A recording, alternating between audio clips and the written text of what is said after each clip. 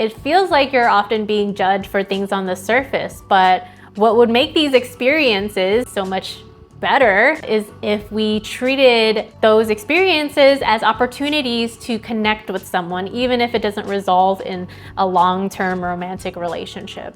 I'm just rambling at this point. I don't know. Maybe none of this means anything. Let's read another passage from Sigh by Phuc Tran.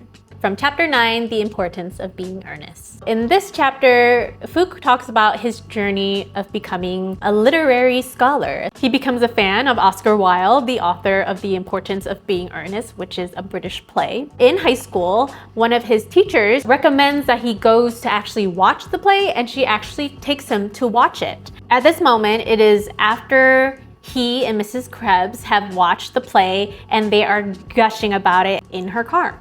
In the dark of the car, illuminated by the teal light of the digital clock, I looked out the front passenger window.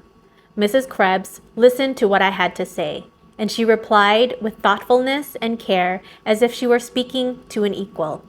In her tone and engagement with me, I was uplifted from the lowly caste of teenagers and felt for a moment like a valued adult counterpart. I entered my house, jittery and excited, sparkling from my conversation with Mrs. Krebs. Was that what it felt like to connect with another person over a shared love of something? On top of that, I felt connected and cared for by Mrs. Krebs. I felt known and seen, not for being Vietnamese, but for my passions and ideas. For the first time in my life, I felt deeply understood.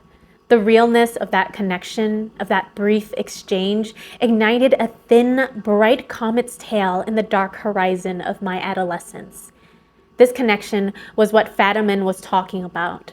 This was the power of sharing in great literature.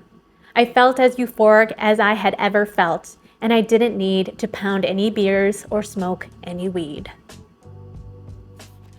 Lately, I have been thinking a lot about how to connect with people in a meaningful way, and doing it through art and literature and stories is something that moves me. And I feel like in this dating culture, it's like particularly relevant.